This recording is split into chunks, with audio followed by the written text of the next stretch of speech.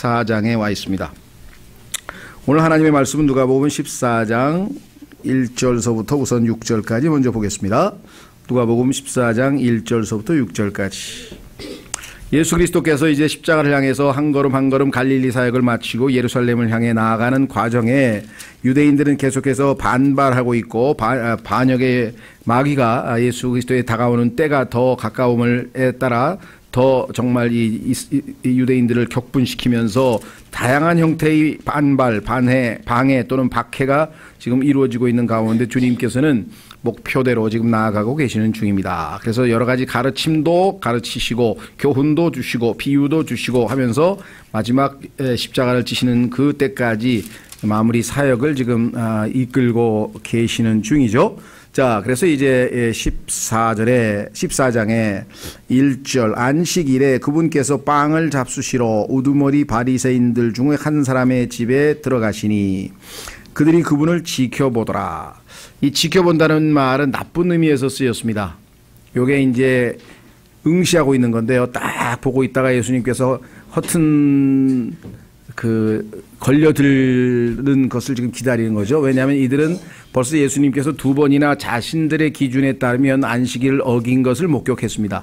6장에서 한 번, 13장에서 한 번 예수님께서는 안식일에 자신들이 생각할 때에는 해서는 안 된다 라고 하는 일들을 예수님이 하셨는데 오히려 그때마다 오히려 예수님의 권위 앞에 또는 말씀 앞에 굽힐 수밖에 없는 처지가 됐죠. 이번에 또다시 의도적으로 사람을 거기다 하나 살짝 갖다 대다 놨어요. 그리고 지켜보는 거예요. 어떻게 하나, 요즘으로 치면 어떻게 하나 지켜보고 있는 중인데 여기 보시면 보라 그분 앞에 수종이 있는 어떤 남자가 있더라. 이 수종이라고 하는 병은 의학적으로 소위 말하면 다리가 퉁퉁 붓는 병이랍니다. 그래서 심할 때에는 뭐 조금 과장됐는지 모르겠습니다만은 의사들에 따르면 심하면 코끼리 다리통만큼 그렇게 다리가 퉁퉁 붓는 그런 병이라고 하는데요. 하여간 그런 사람을 의도적으로 예수 그리스도와 함께 식사하는 가운데 가지고 왔다는 얘기는 아마 지난번처럼 또 안식일에 이 자를 고쳐주지 않겠는가라고 지금 이제 책을 잡기 위한 것이겠죠. 3절 예수님께서 응답하며 율법사들과 바리새인들에게 말씀하여 이르시되. 자, 여기 보면은 아무 얘기가 사실은 안 나와 있어요. 1절 2절에. 그렇죠? 바리새인들이 무슨 말을 한 건 없는 것 같은데 기록은 안 되어 있는데 뭔가 말을 하기는 한 것 같아요. 그렇지 않고서야 응답하여란 말이 나올 리는 없겠죠. 그렇죠? 유대인들이 뭔가 중얼거린 것 같아요. 뭐라고. 그래서 예수님이 거기에 대해서 맞대응을 하시는 거죠. 그 내용은 이제 마태복음이나 다른 성경 구절에 보면 안식일에는 절대로 이런 일을 해서는 안 되고 나머지 6일 동안 해야 된다. 뭐 이런 얘기들을 수근수근 하면서 했을지도 모르겠어요. 그래서 아마 예수님께서 여기서 응답하여란 말이 표현이 나와 있겠죠. 율법사들과 바리새인들에게 말씀하여 이르시되 이렇게 말씀하셨네요. 안식일에 병을 고치는 것이 율법에 맞느냐 하시니 그들이 잠잠하거늘 그분께서 그를 데려다가 고치신 뒤 가게 하시고. 분명히 답을 알죠. 왜? 자기들도 짐승이 구덩이에 빠지면 안식일에 건져내잖아요. 그러면 짐승보다도 훨씬 더 소중한 사람이 아픈데 그때 안식일이라고 해서 치료해 준 것이 뭐가 잘못이냐. 그렇죠? 사실 예수님께서는 마태복음 12장 12절에서 안식일에 선을 행하는 것은 잘하는 것이다 하고 결론을 내린 바가 있었습니다. 그렇죠? 한번 확인해 보겠습니다. 마태복음 12장 12절. 마태복음 12장 12절에 예수님께서는 이에 대해서 지금 답변을 이미 하신 바가 있죠. 자,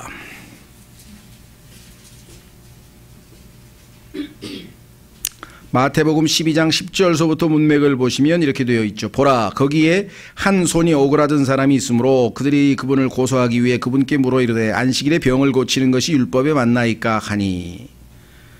이거는 역으로 사람들이 예수님께 물어봤어요. 예수님이 요번에 물어보셨죠. 예수님이 하신 질문이 사실은 이들이 한 질문을 그대로 반복한 거니까 답은 이미 알고 있는 거죠. 그분께서 그들에게 이르시되 너희 가운데 어떤 사람에게 양 한 마리가 있는데 그것이 안식일에 구덩이에 빠지면 그가 그것을 붙잡아 올리지 아니하겠느냐. 당연히 안식일과 상관없이 건질 거 아니냐. 12절 그러하거든 사람이 양보다 얼마나 더 귀하냐. 안식일이 사람을 위해서 존재하는 것이지 사람이 안식일을 위해서 존재하지 않는다고 성경에 말씀하셨는데, 이 사람들은 율법을 형식적인 율법 논리로 밀고 가서 아주 사람을 자유하게 하는 게 아니라 옥죄는 속박 가운데 몰고 가는 아주 어리석은 사람들이죠. 그러므로 결과가 나와 있네요. 안식일에 잘 행하는 것은 율법에 맞느니라 하시고. 벌써 이미 한 번의 사건에서 예수님은 안식일에 대한 문제를 6장에서 13장에서 두 번에 걸쳐서 이미 언급을 하셨는데도 불구하고 악착같이 이 율법을 지키는지 안 지키는지 물고 늘어서는 장면이 또 나와 있습니다. 4절 그들이 잠잠하거늘. 왜냐, 지난번에 13장 보세요. 이들이 예수님이 안식일 날 선한 일을 한다고 그래가지고 화를 냈어요. 그래가지고 아주 좀 창피를 당한 사건이 한번 바로 앞에 있었어요. 한번 확인해 보겠습니다. 13장. 13장에서는 예수님께서 18년 동안 병약하게 하는 붙잡혀 몸이 다 구부러지고 전혀 몸을 들지 못하는 한 여자를 11절에 나와 있는데, 그 여자를 치유해 주신 사건이 바로 안식일이었다. 그래서 14절로 보십시오. 누가복음 13장 14절. 13장 14절 그런데 회당의 지리자는 예수님께서 안식일에 병을 고치셨으므로 분을 내어 응답하며 사람들에게 이르되, 사람들이 마땅히 일할 6날이 있으니 그러므로 그날들에 와서 병 고침을 받을 것이요 안식일에는 하지 말 것이니라 하거늘. 주께서 그때 그에게 응답하여 이르시되 너 위선자요. 지금 망신당하는 장면이잖아요.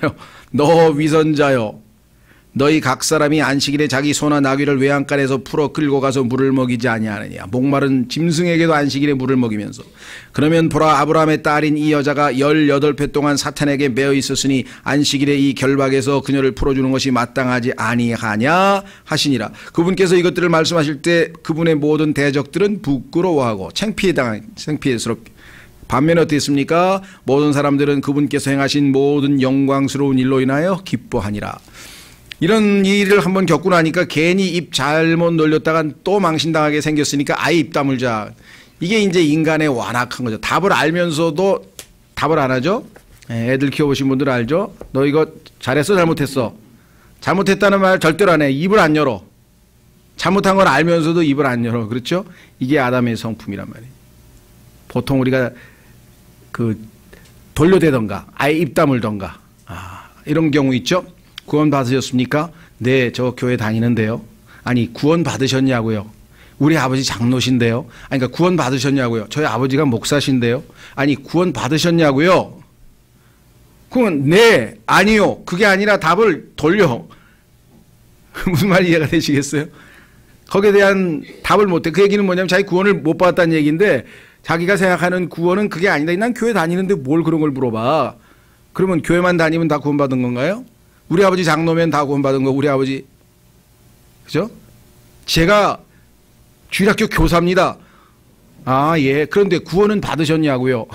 할 수 없이 그렇게 물어볼 수밖에 없는데, 거기에 대해서 이들이 입 다물고 있는 것처럼 답변을 엉뚱하게 하죠.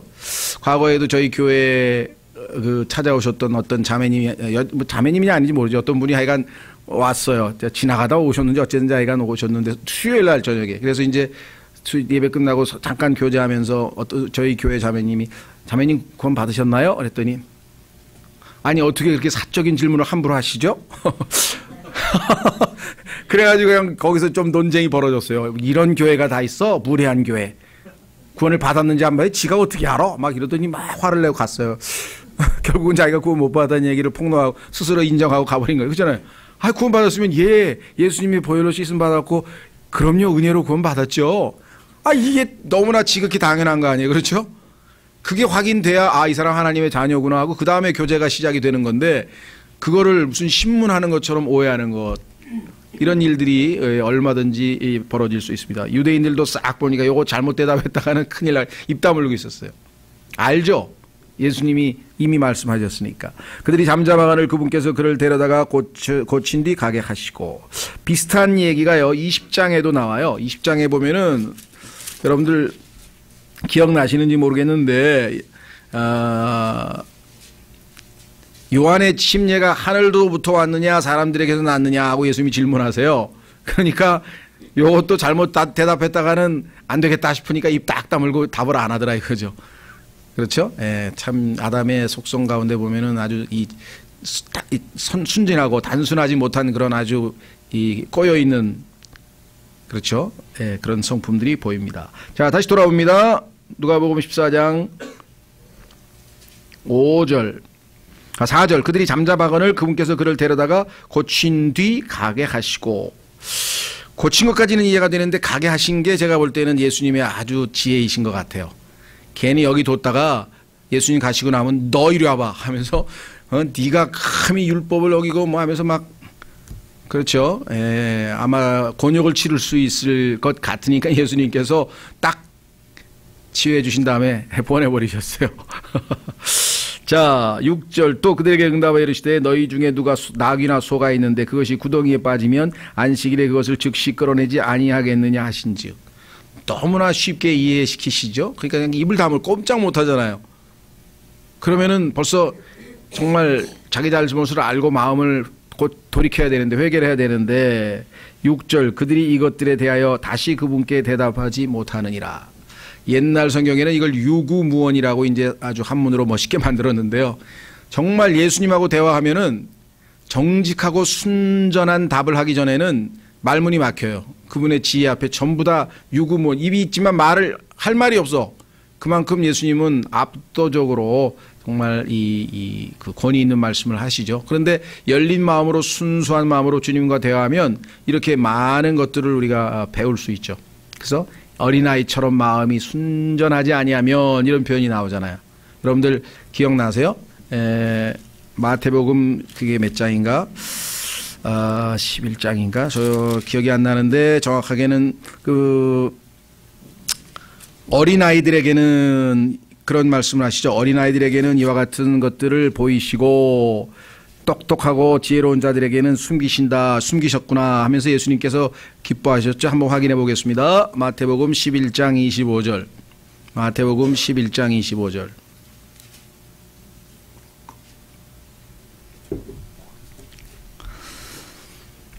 (25절에) 그때 예수님께서 응답하여 이르시되 오 하늘과 땅의 주이신 아버지여, 아버지께서 이것들을 지혜롭고 분별 있는 자들에게는 숨기시고, 오늘날 뭐 헬라어 히브리어에 능통하고 뭐 막 그냥 엄청나게 성경을 뭐 분석하고 뭐 언어학적으로 뭐 그런 분들은 하나님의 말씀에서 배우는 게 아무것도 없습니다만은, 여기 나와 있는 것처럼 순수한 마음으로 하나님의 말씀을 받는 어린아이, 아기들에게는 드러내셨사오니 감사하나이다. 여기서 아기는요 정말 순수한 마음을 얘기하죠. 과연 그러하옵니다. 아버지여, 그것이 아버지 보시기에 매우 좋았나이다. 하나님 보시기에는요 순수한 마음으로 하나님의 말씀을 배우는 것이 good, well, 잘하고 좋은 일이고요. 똑똑하다고 하면서 뭐 성경을 이리 분석하고 저리 분석하면서 아주 뭐 대단히 아주 이 학문적으로 접근해서 현학적으로 성경을 대하는 것은 오히려 하나님의 말씀을 혼잡시키고 어렵게 만드는 것이라고 성경에서 말씀하고 있습니다. 그래서 역으로 정말 하나님의 말씀 앞에 마음 자세가 올바르지 않으면 그 어떠한 사람도 하나님의 말씀은 깨닫지 못하는 것이죠. 그렇죠? 예. 자, 실제로 그런 일이 있었다 그래요. 아이가 농아학교죠, 농아학교. 그러니까 이제 귀도 안 들리고 말도 못하는 그 아이, 학교에 다니는 아이가, 장애 아이가 있었는데, 거기에 이제 우리로 치면 보건복지부 이 정책국장쯤 되는 사람이 이제 이게 복지부에 해당되는 거니까 이제 시차를 나온 거예요. 그래서 학교에 시차를 나와가지고 뭐 여러분들 앞으로 뭐 더 정부에서 지원금을 드리겠습니다. 뭐하고 막 이제 이렇게 얘기를 이렇게 이제 나름대로는 이제 더 지원을 하겠다는 둥 이런 얘기를 하고 있었어요. 근데 그 듣는 순간마다 그 앞에 앉아있던 여자의 하나가 그 앞에서 자꾸만 아멘 아멘 하고 자꾸만 아멘을 하는 거예요. 근데 그 발언을 하러 온 그 보건복지부 그 관리는 무신론자야. 그러니까 자꾸 아멘 아멘 하니까 귀가 거슬린 거야. 이제 기분이 막 언짢은 거야. 그래가지고 나중에 열을 받아서 폭발을 해버린 거예요. 아, 시끄럽다고 그만 아멘 좀 하라고 말이야. 에? 하나님이 살아가시면 너 같은 애들이 장님으로 태어났겠어? 이게 완전히 이제 막가파식으로 성질을 내버린 거예요. 그랬더니 너는 하나님 앞에 억울하지도 않냐고 말이야. 하나님이 살아계신다면 너는 정말 하나님 앞에 따질 사람이지. 막 이러고 이제 막 얘기를 했더니 성경을 딱 피라더니 이 구절을 딱 핀 거예요. 과연 그러하옵니다. 아버지여 그것이 아버지 보시기에 매우 좋았나이다. 하나님 보시기에는 제가 귀머거리고 그렇죠? 예. 이 농아가 돼서 비록 이 땅에서 장애하로 살지만 그것이 하나님 보시기에 좋다면 나는 아멘이다 이거야. 아무렇지도 않대. 기쁘다 이거. 난 너무 감사한. 이 보통 믿음이 아니 이런 믿음을 하나님께서 칭찬하신 거예요. 그게 얼마나 그 순간에 그 사람이 정말 무지 목매를 드러냈고 정말 창피를 당한 일이 되겠습니까? 그렇죠? 그 어린아이는 그 순수한 마음으로 하나님께서 자기가 비록 장애하지만 그것이 얼마나 자기가 기쁜 일인지 하나님 보시기에 좋기 때문에 내가 지금 이렇게 그걸 수용하고 있는 믿음을 보였다는 거죠. 대단히 정말 복된 일이 아닐 수가 없습니다. 자, 그래 다시 돌아옵니다. 누가복음 14장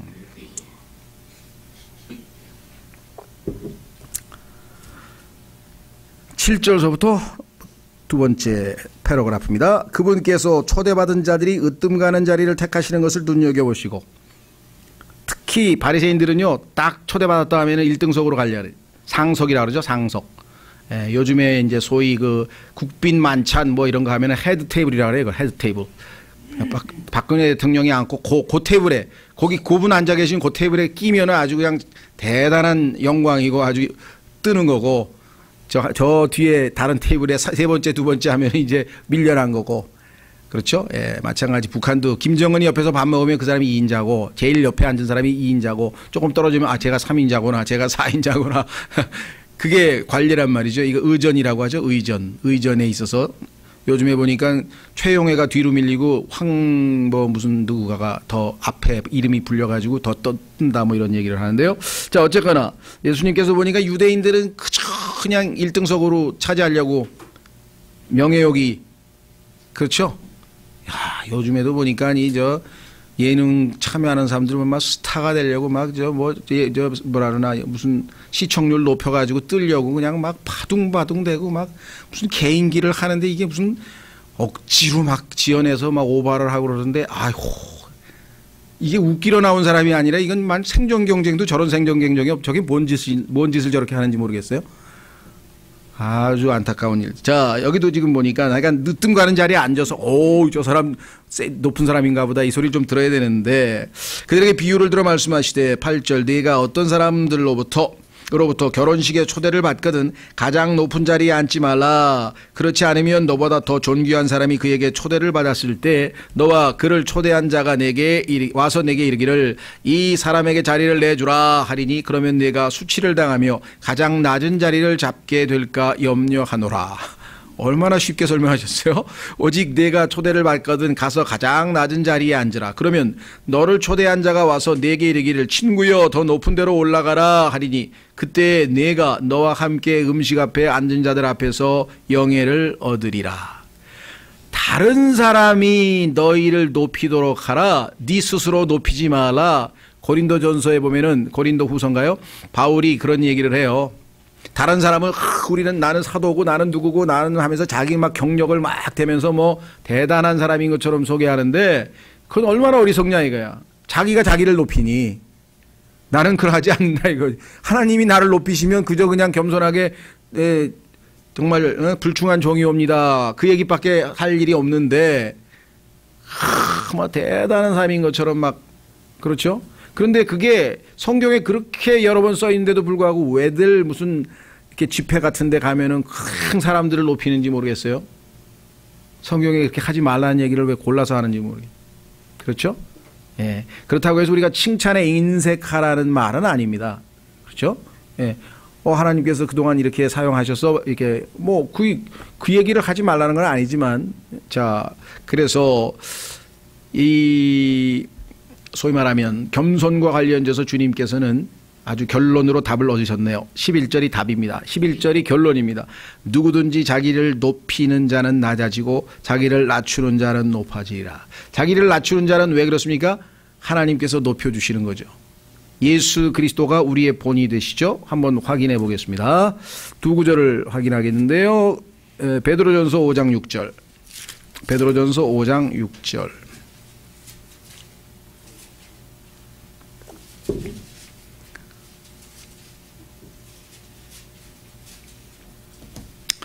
베드로전서 5장 6절. 그러므로 하나님의 강한 손 밑에서 스스로 겸손하라. 그리하면 정하신 때에 그분께서 너희를 높이시리라. 하나님께서 높이실 때까지 스스로 높이는 것은 아주 어리석은 일이죠. 그렇죠? 예, 그래서 성경에 보면은 하나님께서 높일 때 스스로를 낮추셨을 때 하나님께서 높이신 예가 여러 개가 있는데 그중에 가장 최고봉은 역시 예수 그리스도시죠. 자, 빌립보서 2장으로 가보겠습니다. 빌립보서 2장 우리가 오늘 읽고자 하는 이 말씀은요, 성경에 있어서의 그리스도인의 영성, 그리스도인의 자세에 관한 모든 상황에서 이 구절로 압축이 됩니다. 그렇죠? 신앙생활이 뭐냐? 그러면 빌립보서 2장 5절서부터 11절까지 이것이 신앙생활입니다. 빌립보서 2장 5절. 너희 안에 이 생각을 품을지니 그것은 그리스도 예수님 안에도 있던 생각이라.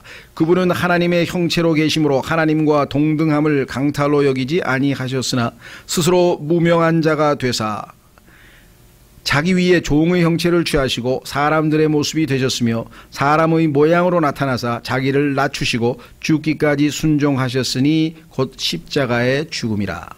7번에 걸쳐서 7단계에 걸쳐서 한 단계 낮추셔서 죽기까지 낮추셨더니 하나님께서 7단계로 역으로 높이셨는데, 그러므로 하나님께서도 9절 낮추면 높여주신다고 아까 말씀하셨죠.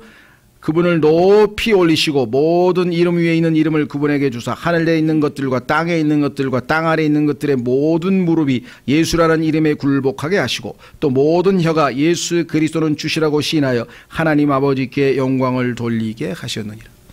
그렇다면 여러분과 저에게도 마찬가지 이 땅에서 십자가를 지고 주님을 따르면서 겸손하게 자기를 낮추는 사람들은 예수 그리스도께서 오실 때 그리스도의 심판석에서 우리가 칭찬과 더불어 보상과 더불어 높임을 받게 되겠지만, 이 땅에서 십자가를 지지 아니하고 이미 높아질 대로 모든 보상을 받아 챙긴 사람들은 주님 앞에 갔을 때 아무것도 받을 게 없다 이 말이에요.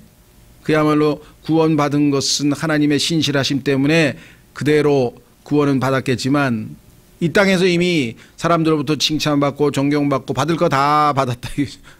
얼마나 역설적이냐, 그렇죠? 예, 마찬가지로 주님께서도 이 땅에서는 끝까지 마지막 십자가의 죽으심까지 자신을 낮추셨을 때 가장 높임을 받으신 분이 예수 그리스도시라고 한다면 우리가 주님을 따르는 자들이 되어야 되겠다. 그렇죠? 예, 그래서 이 땅에서 사람들이 높이려고 할 때 조심해야 되는데, 그 높이려고 할 때 그 마귀의 계계를 눈치채지 못하고 속아서 하나님이 더 사용하실 수 있는 말씀의 사역자들이 다 얼마나 많은 사람들이 꼬꾸라졌는지 몰라요. 아, 저 사람 한때 겸손하게 쓰임받다가 어느 순간서부터 교만하게 됐는데 그때부터 하나님이 쓰실 수가 없어요. 왜?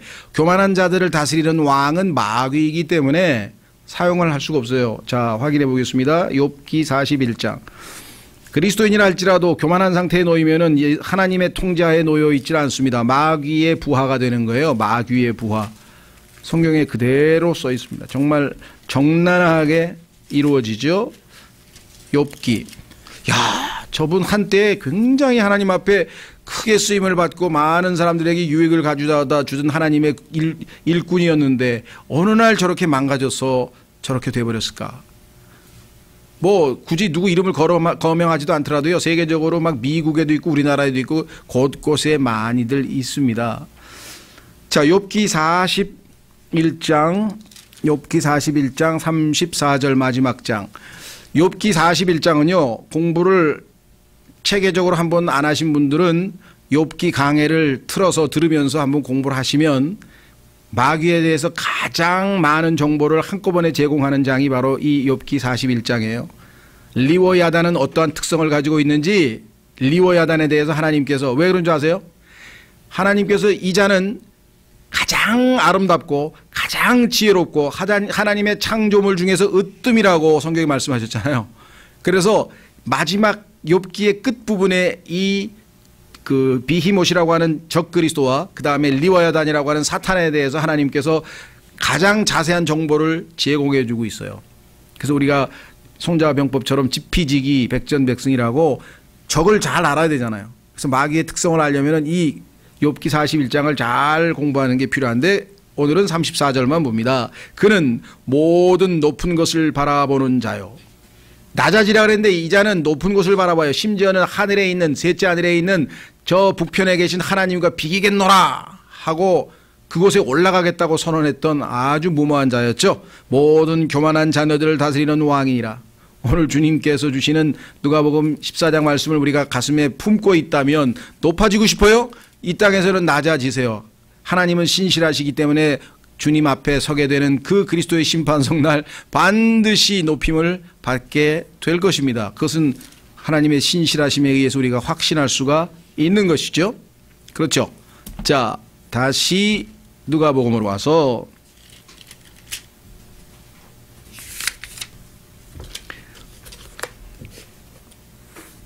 자, 그래서 우리는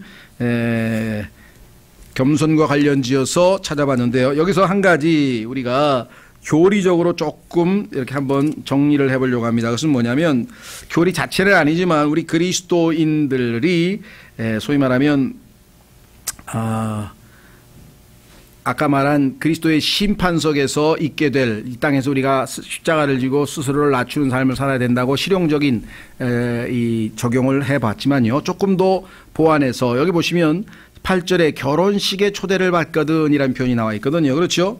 그런데 계시록에 보면은요, 우리도 어린 양의 혼인식에 참여하잖아요. 그렇죠? 그렇죠? 자, 한번 확인해 보겠습니다. 계시록 19장 7절 조금 보완하고 우리 기도하겠습니다. 계시록 19장 7절을 보시면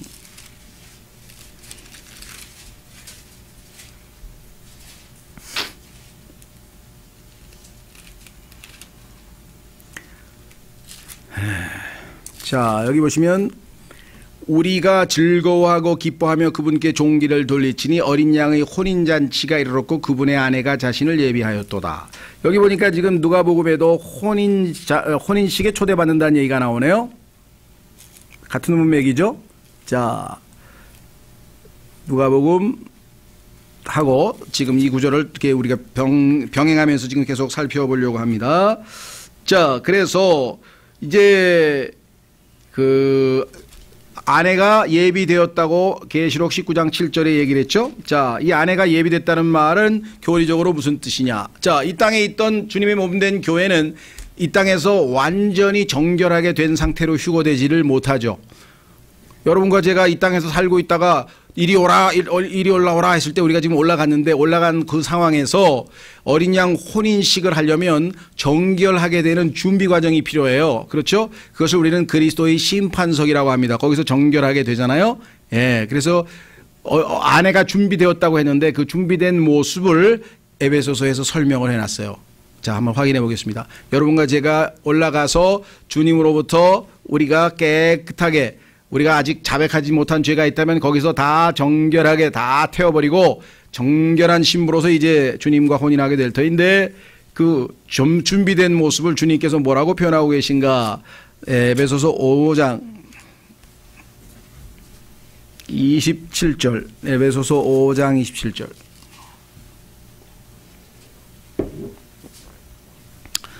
우선 25절부터 보겠습니다. 에베소서 5장 25절부터 보면은 이렇게 설명했는데요. 남편들아, 너희 아내 사랑하기를 그리스도께서 교회를 사랑하사 교회를 위하여 자신을 주신 것 같이 하라. 굉장히 중요한 말입니다. 여기서 그리스도께서 교회를 사랑하셨다 그랬어요. 그런데 너무나 많은 그리스도인들이 하나님께서 죄인을 사랑하신 그것에 너무 은혜를 받아서, 그건 나쁜 건 아니에요. 하나님께서 죄인들을 사랑하셨죠. 그래서 성경에서 보니까 뭐라고 되어 있습니까? 하나님이 세상을 이처럼 사랑하사, 내가 세상이었을 때 구원받기 전에 하나님께서 나를 사랑하셔서 십자가에서 자신의 아들을 내어주셨다 이 말이죠. 그 사랑을 찬송하는 노래는 어마어마하게 많습니다. 그렇죠. 그것이 우리에게는 제일 값진 거고 중요한 것이긴 합니다만은, 더 중요한 것은 이제 아버지가 되었을 때 아버지의 자녀로서, 즉 아들로서의 사랑이 있어요. 하나님께서 아들을 사랑하실 거 아니에요. 아브라함이 아들을 사랑하시듯이 죄인하고는 떠난 거죠. 아들로서의 사랑, 물론 거기에는 사랑의 매도 포함되어 있는 것이 히브리서 12장에 나오네요. 사랑하시기 때문에 회초리도 드신다고 했죠. 그런데 그 차원보다 한 단계 더 높아서 이제 예수 그리스도 신랑 되시는 그분의 신부로서의 사랑을 받아본 적이 있느냐예요. 너무나 많은 그리스도인들이 이걸 놓치고 있어요. 점점 사랑의 깊이가 깊어지는 거예요. 하나님이 이처럼 세상을 이처럼 사랑하셨을 때 그 사랑은 십자가의 사랑이죠. 이제 하나님의 아들이 되었어요. 그러면 아버지와 아들과의 사랑은요, 하나님께서 하늘에서 예수님이 지상에 내려오시기 전에 아들을 사랑하시던 그 사랑이에요.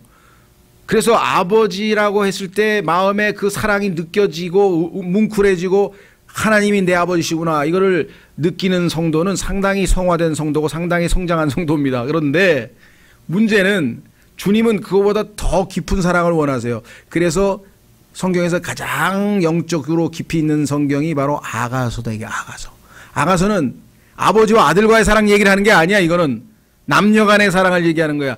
아내에 대한 남편의 사랑이잖아요. 그렇죠? 신랑이 신부를 사랑하는 그 사랑인데, 자기가 신부라고 하는 의식을 갖고 있지 못하면, 내가 예수님의 신부라고 하는 인식을 성경을 통해서 확실하지 않으면 그 사랑을 맛본다는 것은 쉽지가 않다는 것이죠.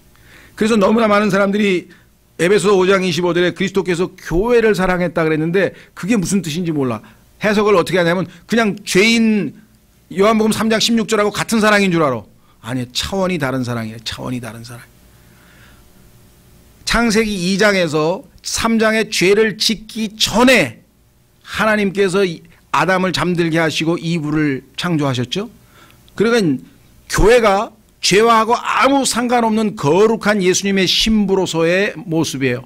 그런데 아시다시피 아담의 타락으로 인해서 이 땅의 모든 죄인들이 타락해서 죄로 물들었고, 예수님이 구원받은 자들을 정결케 해서 이제 하나님의 아들의 신분으로 만드셨고, 예수님의 신부의 자격으로 다시 회복시키셨는데, 그 신부는 이 지상에서 아직도 몸에 죄가 거한 상태로 완전히 성화되지 못한 채 있다가 휴거되는 순간에 하늘에 가서 그리스도의 심판석에서 더러운 것들은 다 불태워버리고 정결한 신부로 아내가 예비되었도다 라고 계시록 19장에서 말씀하셨잖아요. 그 예비된 모습이 여기 나와 있다. 이거 26절 보세요. 뭐라고 돼 있나? 에베소서 5장 26절에 이것은 그분께서 말씀을 통해 물로 씻음으로 교회를 거룩히 구별하고, 그 다음에 뭐라 그랬습니까? 정결하게 하려 하심이요. 자, 교회는 이 땅에서 여러분과 제가 하나님의 말씀 오늘도 공부하고 주일날도 공부했고 지난 또 다음 주도 공부할 거 계속 물로 씻지만, 여전히 우리의 몸, 우리의 육체 안에는 죄가 거하고 있기 때문에 완전히 정결케 되려면 우리가 주님을 만나서 휴거돼서 죄로부터 완전 분리돼야 되잖아요. 그렇죠? 그래서 27절에 뭐라 그랬어요? 또 그것을 점이나 주름이나 그런 것이 없는 영광스러운 교회, 이것이 계시록 19장 7절에 나와 있는 준비된 아내의 모습이다 이 말이에요. 지금은 교회가 영광스럽지 못하죠. 하나님의 영광을 다 나타내지 못하고 있잖아요. 우리가 그 하나님의 영광을 많이 가리우고 있잖아요. 그런데 예수님이 오시면 영광스러운 교회로 자기를 위해 제시하려 하심이며 교회가 거룩하고 흠이 없게 하려 하심이라. 드디어 완전히 준비된 모습이 요한계시록 19장 7절에 나와 있다 이 말입니다. 그렇죠? 예. 자, 그래서 우리는 너무나도 이 소중한 교훈들을 오늘 이 에베소서 말씀과 더불어서 확인해 봤네요. 주님의 신부로서 내가 나중에 높임을 주님으로부터 받으려면 이 땅에서는 주님과 함께 멍에를 메고 십자가를 지고 주님을 따르는 그런 자가 될 때, 주님이 죽기까지 순종하는 그 낮아짐의 단계를 밟을 때 우리도 한 단계 한 단계 높아지게 될 것이다. 마지막 한 구절 찾고 기도하겠습니다. 에베소서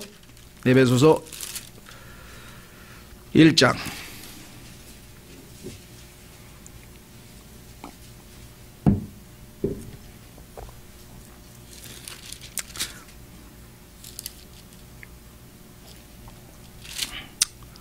에베소서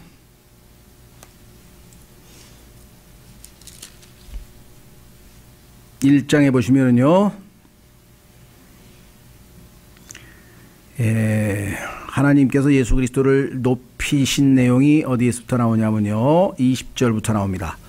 에베소서 1장 20절에 그분께서 그리스도를 죽은 자들로부터 살리시고 하늘의 처소들에서 자신의 오른편에 그분을 앉히실 때 그 권능을 그분 안에서 발휘하사 그분을 모든 정사와 권능과 강력과 통치와 이 세상뿐 아니라 오는 세상에서 불리는 모든 이름보다 훨씬 위에 두셨고, 지금 계속해서 단계별로 예수님이 높아지고 계시죠. 또 모든 것을 그분의 발 아래 두셨으며 그분을 모든 것 위에 머리가 되게 하사 교회를 위해 주셨느니라. 단계를 씌워보면요, 7단계로 낮아지신 예수님이 빌립보서 2장에 나온다면 7단계로 높아지신 예수님이 바로 에베소 1장에 나오는데, 하나님은 말 약속대로 오늘 누가복음 14장 11절 말씀대로 낮아지고자 하는 자는 높이시고 높이지고자 하는 자는 낮추시는 분이심을 입증하는 것이죠. 그래서 오늘 이 말씀이 여러분과 저의 신앙생활에 어떤 그 척도가 되었으면 좋겠습니다. 시간 여러분과 오늘 주신 말씀을 우리가 마음에 새기고 순종하면서 이 말씀대로 주님을 뵐 때 주님으로부터 높임받는 그리스도인이 다 될 수 있도록 잠깐 기도하겠습니다.